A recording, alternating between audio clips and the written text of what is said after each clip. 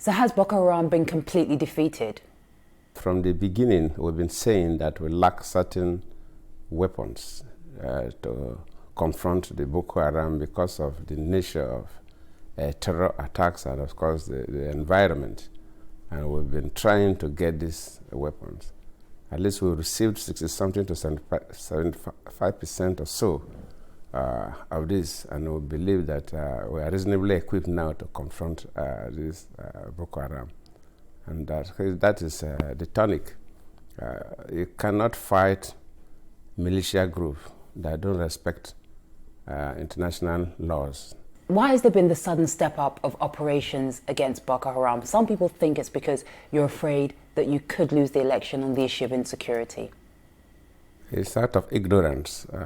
In a political environment, people see anything. If one party, especially the ruling party, is going to the left, they will have to go to the right. They must find a reason. They must find something to tell the people. So you're not worried about losing the election? I will not lose the election. Will the elections be postponed again? I don't think so. I believe the elections will be conducted as scheduled by INEC. That is national elections, 28th of this month.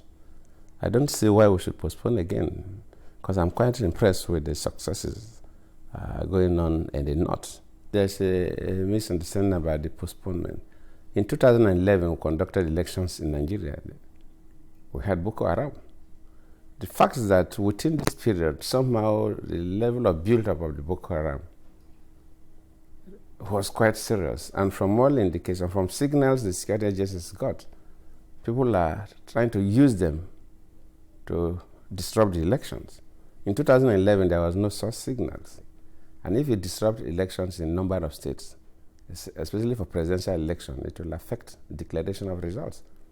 So the security services don't want to take any chances.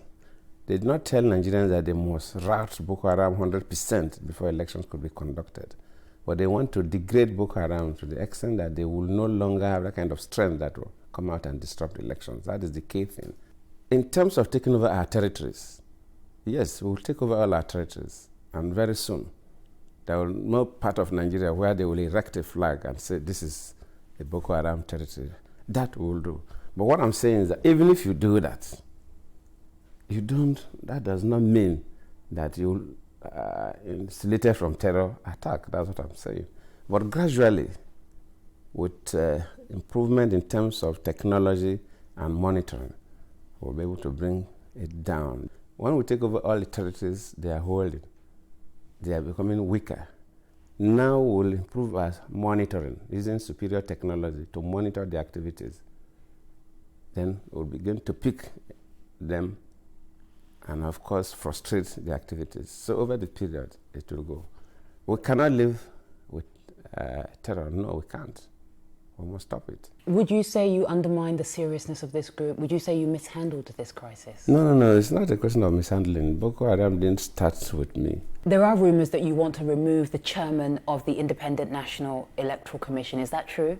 Except somebody is insinuating that the chairman has done something wrong. You cannot change an officer except the person has done something wrong.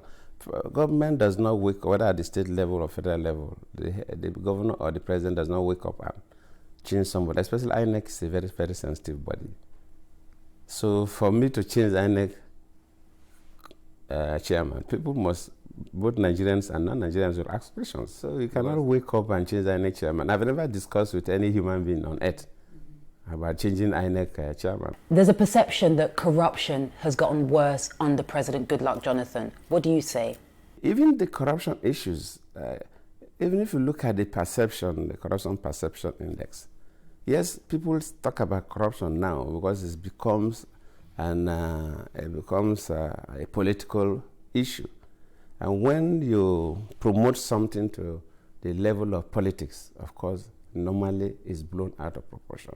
Yes, we have corruption cases, no doubt about that. Yes, we have cases of people stealing, no doubt about that. I always say that, look, call a thief a thief.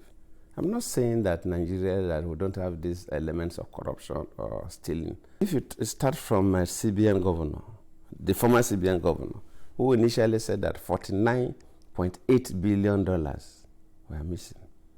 $49.8 billion is a lot of money. What is the budget of this country, for God's sake?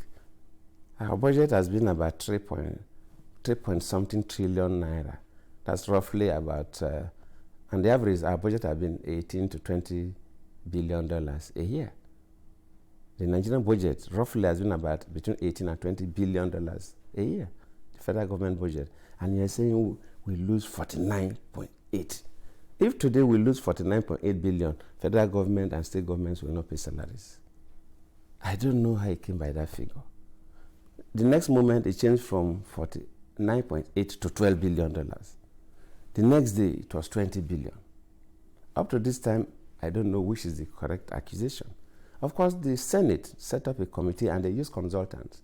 They looked into it and said that about 2 point something billion couldn't be properly balanced. They did not say somebody stole it. No evidence to show it was stolen, but that it was not properly balanced. A lot of people are worried about violence during the election. Are you worried about violence? Yes, I'm worried too, and I'm not happy. You say you are going to win this election, but if you don't win this election, will you bow out gracefully? I will win the election. But if you because don't, I've will you done stand well. aside? Huh? I said, if you don't win this election, will you bow out gracefully?